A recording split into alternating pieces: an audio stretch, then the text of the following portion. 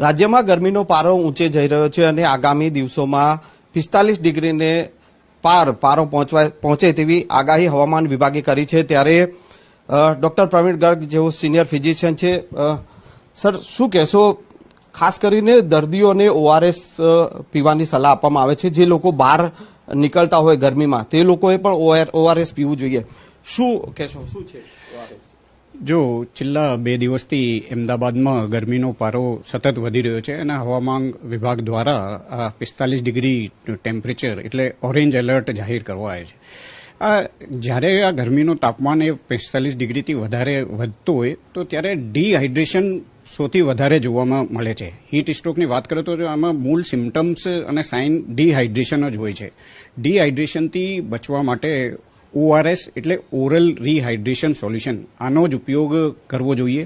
આ એક WHO થી પ્રમાણિત એક કોમ્બિનેશન્સ ઓફ ઇલેક્ટ્રોલાઇટ્સ એક કોમ્બિનેશન છે।